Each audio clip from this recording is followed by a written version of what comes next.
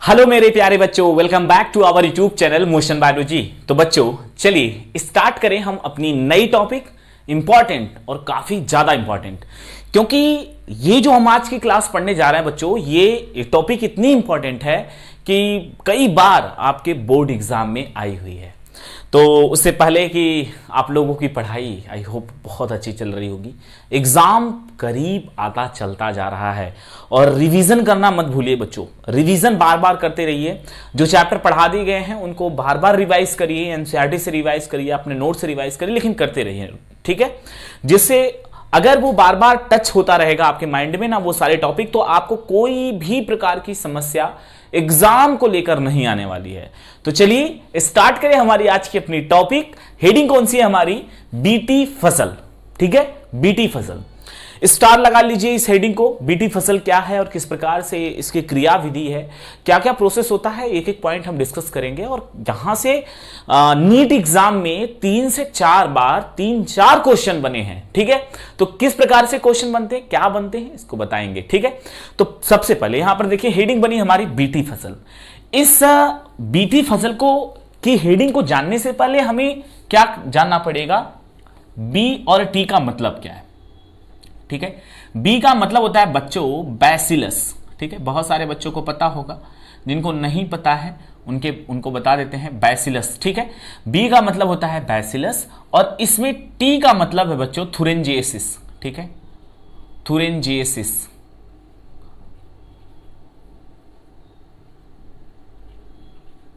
ठीक है, बैसिलस थुरिंजिएसिस। चलिए हम सभी को पता है, हम सभी लोग एक किसान के घर में जन्म लिए हैं, है ना, सभी लोग।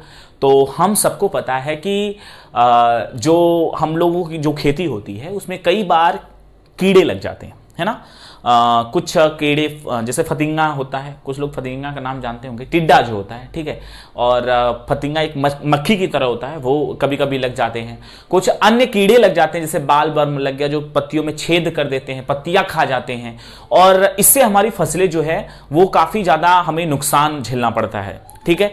तो इन कीड़ों को खत्म करने के लिए हम बाजार से जाते हैं और कुछ केमिकल का रसायन लेकर आते हैं और उसको अपने फसलों पर क्या करते हैं, उसका छिड़काव करते हैं, जिससे वो कीड़ा मर जाता है और हमारी फसल अच्छी होती है।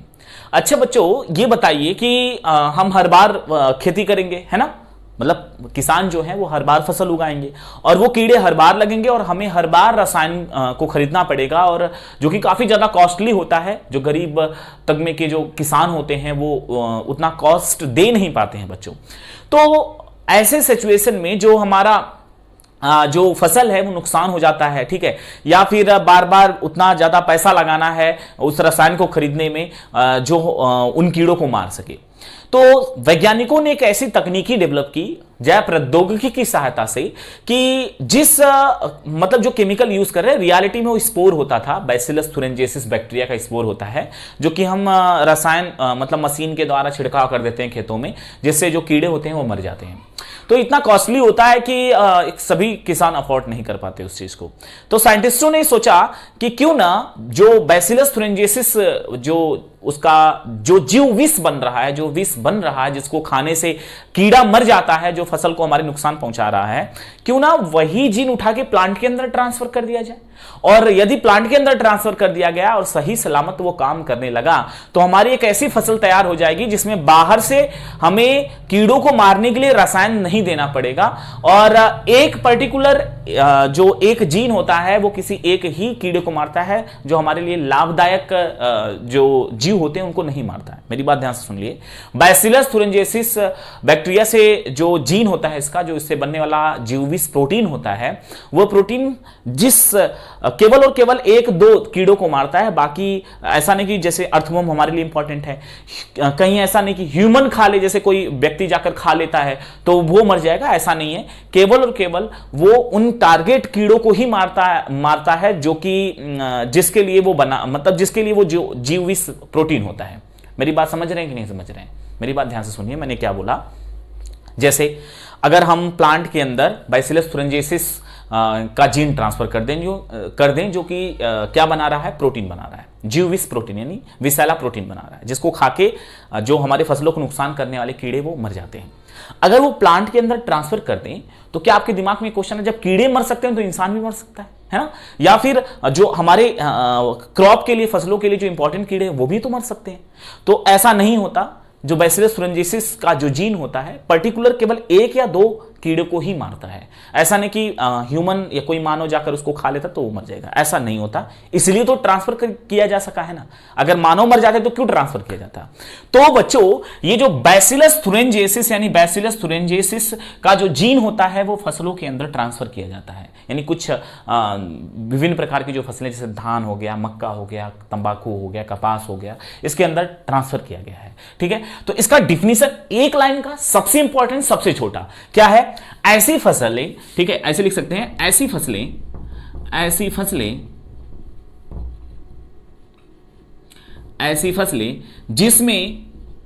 जिसमें बैसिलस थुरिंजेसिस का जीन हो, ठीक है, और उससे क्या बनता हो, विसैला प्रोटीन बनता हो जिससे कीड़े मरते हैं। ठीक है, ऐसे लिखेंगे, ऐसी फसलें जिसमें बैसिलस थुरिंजेसिस का जीन हो, उन फसलों को क्या बोलेंगे हम? बीटी फसलें बोलेंगे। ठीक है, बीटी फसल बोलेंगे। जैसे में उदाहरण दे सकते हैं, जैसे में क्या क्या उदाहरण दे सकते हैं आप लोग? जिसके अंदर होगा उसका नाम ले लेंगे। जैसे कपास के अंदर होगा तो बीटी कपास, ठीक है, और अगर हम बीटी मक्के के अंदर होगा तो बीटी मक्का, ठीक है, अगर टमाटर के अंदर होगा तो बीटी टमाटर, बीटी बैगन, ठीक है, बीटी गेहूं। तो जिसके अंदर बैसिलस, यानी ऐसी फसलें जिसके अंदर बैसिलस थुरिंजेसिस जीवाणु का जीन उपस्थित हो, उसको हम बोलते हैं, उन फसलों को बीटी फसलें बोलते हैं। और पर्टिकुलर आपसे हेडिंग पूछ ले, बीटी कपास किसे कहेंगे बच्चों? तो याद रखिए, यानी ऐसे लिखेंगे, ऐसे कपास की फसल जिसमें बैसिलस थुरिंजेसिस बैक्टीरिया का क्या हो, जीन उपस्थित हो, उसको हम बीटी कपास कहते हैं। ठीक है, तो बैसिलस थुरिंजेसिस बैक्टीरिया जो है, इनसे मरने वाले कुछ कीड़े हैं। ठीक है, बैसिलस थुरिंजेसिस बैक्टीरिया जो है, इनसे कौन कौन से कीड़े मरते हैं उसके बारे में बताते हैं। जैसे कुछ जो है जीनस है, जैसे लिथिडोप्टेसन, ठीक है, ये एक मतलब मान सकते हैं स्पीसीज है कीड़ों की, जिसके अंतर्गत कौन आता है? तंबाकू में एक कीड़ा लगता है जिसका नाम है तंबाकू का कीड़ा, ठीक है, तंबाकू का कलिका कीड़ा, तंबाकू का कलिका कीड़ा, ठीक। उसके बाद सैनिक कीड़ा, ठीक, सैनिक कीड़ा, ये किस समूह के अंतर्गत आता है? लिथिडोप्टेसन समूह के अंतर्गत आता है, ठीक है, कलिका कीड़ा। और उसके बाद कुछ और है, जैसे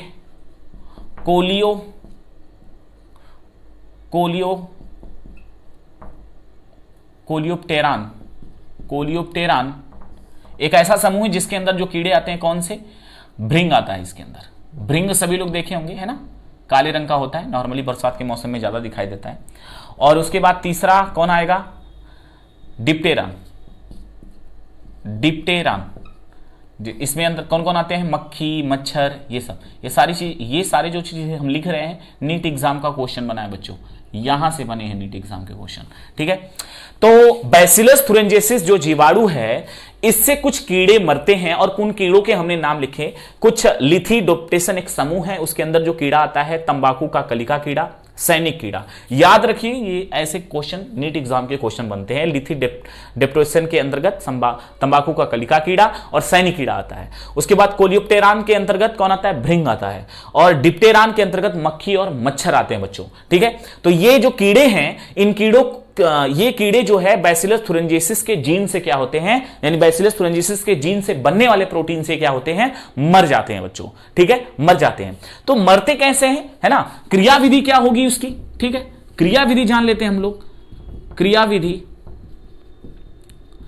क्रियाविधि है कैसे कि जो बैक्टीरिया होता है वो क्यों नहीं उस मतलब विष से मर जाता है, क्यों कीड़े मर जाते हैं, उसका रीजन समझेंगे, और बहुत इंपॉर्टेंट है। होता क्या है बच्चों कि जो जैसे मान लेते हैं कोई बैक्टीरिया है, इसके अंदर इसका जीनोमिक डीएनए, इस जीनोमिक डीएनए में, यानी जो बैसिलस, मान लेते हैं बीटी बैक्टीरिया है, इसके अंदर जीनोमिक डीएनए का मान लेते ये डीएनए वाला ये हिस्सा है जो क्या बनाता है, एक ऐसा प्रोटीन बनाता है, ठीक है। ये कैसा है, विषैला प्रोटीन, ठीक है, जीवविष प्रोटीन लिख सकते हैं, जीवविष प्रोटीन, जीवविष प्रोटीन, ठीक है, जीवविष प्रोटीन होता है। अब ये जो जीवविष प्रोटीन है बच्चों, ये जो है बैसिलस थुरिंजेसिस जो बैक्टीरिया से ये जीवविष प्रोटीन बनता है, लेकिन ये बैक्टीरिया के अंदर किस फॉर्म में होता है, इनएक्टिव फॉर्म में होता है, इनएक्टिव फॉर्म में होता है, ठीक है, निष्क्रिय अवस्था में होता है। जैसे ही कोई कीड़ा खाता है, ठीक है, जैसे ही कोई कीड़ा इस प्रोटीन को खाता है तो कीड़े के कहां, कीड़ा जो होता है कीड़े के आंत में, ठीक है, आंत में कौन सा पीएच होता है, क्षारीय पीएच होता है, क्षारीय पीएच, ठीक है। क्षारीय पीएच में ये जो विष प्रोटीन है वो क्या हो जाता है, सक्रिय हो जाता है, ठीक है। जो प्रोटीन है, कौन सा प्रोटीन, विष प्रोटीन क्या हो जाता है, वहां पर सक्रिय हो जाता है बच्चों, सक्रिय हो जाता है। और सक्रिय होके कीड़े के किस कोशिका में, उपकलीय सेल में, उपकलीय, ठीक है, उपकलीय कोशिका में, उपकलीय कोशिका में क्या करता है, छेद कर देता है, छेद कर देता है, जिसकी वजह से कीड़ा मतलब कोशिकाएं फूलकर फट जाती हैं और कीड़ा मर जाता है, ठीक है। यानी बच्चों हमने क्या देखा कि जो बैसिलस थुरिंजेसिस यानी जो बैक्टीरिया है उसमें एक ऐसा डीएनए है और उस डीएनए से एक ऐसा प्रोटीन बनता है जिसको हम जीवविष प्रोटीन कहते हैं, ठीक है। और ये जो जीवविष प्रोटीन है, इसी प्रोटीन की वजह से कीड़ा जो है वो क्या होता है, मरता है। अब ये जो जीवविष प्रोटीन है, इस जीवविष प्रोटीन से क्यों बैक्टीरिया नहीं मर पाता, भाई रीजन जानना पड़ेगा ना, ठीक है। इस जीवविष प्रोटीन से क्यों बैक्टीरिया नहीं मरता है, यहां विष गलत हो गया, विष, ठीक। अब देखो, यानी हमने क्या बोला कि कैसे बैसिलस थुरिंजेसिस बैक्टीरिया का जो जीवविष प्रोटीन है वो काम कैसे करता है। हम सबको पता है बैसिलस थुरिंजेसिस बैक्टीरिया का जीनोमिक डीएनए, उस जीनोमिक डीएनए पर एक ऐसा जीन होगा जहां पर जीवविष प्रोटीन बनता है जिससे कीड़े खा के मर जाते हैं, ठीक है। इसी प्रोटीन को खा के कीड़े मर जाते हैं। तो बैक्टीरिया क्यों नहीं मरता, क्योंकि बच्चों बैक्टीरिया के अंदर वो किस फॉर्म में होता है, इनएक्टिव फॉर्म में होता है, निष्क्रिय अवस्था में होता है। यानी जो प्रोटीन होता है निष्क्रिय अवस्था में होता है, क्योंकि इस प्रोटीन को सक्रिय होने के लिए क्या चाहिए, क्षारीय माध्यम चाहिए। और वो क्षारीय माध्यम कैसे, जैसे ही कीड़ा उसको खाता है तो कीड़े जो कीड़े खाते हैं, कीड़े के आंत में वो प्रोटीन चला जाता है और उसके मतलब जो कीड़े का जो आंत होता है, उस आंत में कैसा माध्यम होता है, क्षारीय पीएच होता है, ठीक है। माध्यम उसका कैसा होता है, क्षारीय होता है। और क्षारीय माध्यम जैसे ही मिलता है, आपको पता है कि ये प्रोटीन क्षारीय माध्यम में ही सक्रिय होता है और उसको कीड़े के आंत में वो क्षारीय माध्यम मिल जाता है। और जैसे ही वो क्षारीय माध्यम मिलता है तो विष प्रोटीन सक्रिय हो जाता है और जो उसकी यानी कीड़े की जो एपिथेलियल सेल है यानी उपकलीय कोशिका है, उसमें क्या हो जाता है बच्चों, छेद हो जाता है और कोशिकाएं फूल जाती हैं और फूल के फट जाती हैं और कीड़ा उससे मर जाता है। अब बताइए बच्चों, यदि ये जीन हमारे प्लांट के अंदर इंसर्ट करा दिया जाए जैव प्रौद्योगिकी के माध्यम से, तो हमारे प्लांट की सेल खुद ये जीव प्रोटीन बनाने स्टार्ट कर देंगे। अगर ये जीव प्रोटीन अगर बनना स्टार्ट हो जाएगा, जैसे ही कीड़ा आएगा खाएगा, उसके आंत में वो जाके सक्रिय होगा और सक्रिय होकर वो क्या हो जाएगा, उसकी सेल फटेंगे और मर जाएंगी। तो हमें अगर हम एक बार प्लांट के अंदर हम इस जीन को इंड्यूस करा दें, ध्यान से समझिएगा, यदि इस प्लांट के कोई भी प्लांट के अंदर अगर हम इस जीन को अंदर उसके इंसर्ट करा दें, तो हमें बार बार बाजार से खरीद के उस रसायन को नहीं लाना होगा उस कीड़े को मारने के लिए, जो कि बहुत ज्यादा कॉस्टली था। एक बार डीएनए ऐड कराएंगे, वो पूरे जीवन के लिए हमेशा के लिए उस फसल के अंदर वो हम बैसिलस थुरिंजेसिस का वो जीन हमेशा के लिए चला जाएगा, जिससे जीवविष क्या बन रहा है, प्रोटीन बन रहा है। बच्चों ये जो यहां पर हमने लिखा है, ये नीट एग्जाम का क्वेश्चन बना था कि कैसे बैसिलस थुरिंजेसिस बैक्टीरिया के प्रोटीन से एक कीड़ा मरता है। तो ये क्षारीय पीएच जो होता है उसके आंत में, उसमें वो सक्रिय हो जाता है प्रोटीन और इससे सक्रिय होने से उसके आंत में छेद हो जाता है। किस सेल में, उपकली सेल, एपिथेलियल सेल में, जिससे उसकी सेल फट जाती हैं और जो कीड़ा होता है जो फसलों को नुकसान करने वाला होता है वो मर जाता है। इतनी बात समझ में आ गई है ना। तो ये कीड़े का मतलब ये समूह है, जैसे लिथियोप्टेरान है, कोलियोप्टेरान है, डिप्टेरान है, जिसके अंदर जो कीड़े आते हैं, जिससे ये कीड़े जो है बैसिलस thuringiensis के जीन से बनने वाले जो प्रोटीन होते हैं उससे ये मारे जाते हैं। ठीक है, और कैसे मरते हैं इसकी क्रियाविधि हमने यहां पर समझा दी है। एक और हेडिंग बच्चों पढ़ेंगे हम, क्राई जीन। ठीक है, ये कई बार 1 नंबर का क्वेश्चन आया है, क्राई जीन किसे कहते हैं। ठीक है, तो एक लाइन का आंसर है ऐसा जीन, ऐसा जीन, ऐसा जीन जिस पर ठीक है, ऐसा जीन जिस पर विषैला प्रोटीन बनता हो, विषैला प्रोटीन बनता हो, या जीव विष वाला प्रोटीन बनता हो, ये भी लिख सकते हैं। ठीक है, बनता हो,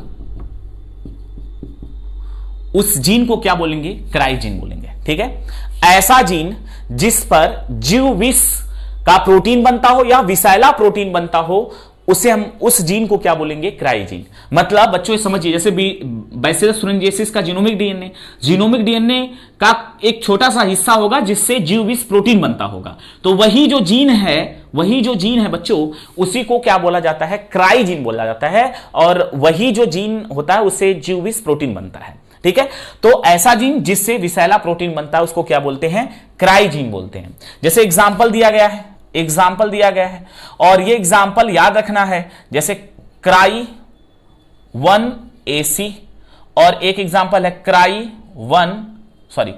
2AB होगा, क्राई 2AB। यह कपास में, ठीक है, क्राई 2AB, यह कपास में एक कीड़ा होता है, कपास में मुकुल कीड़ा। ठीक है, मुकुल कृमि कीड़ा होता है, उसको मारने का कार्य करता है। कपास में मुकुल कृमि कीड़ा होता है, उसको मारता है। ठीक है, एक एग्जांपल और होगा क्राई 1AB। ठीक है, क्राई 1AB, क्राई 1AB जो होता है, ये जीन जो होता है, ये मक्के के छेदक कीड़े को मारता है। किस कीड़े को? छेदक कीड़े को मारता है।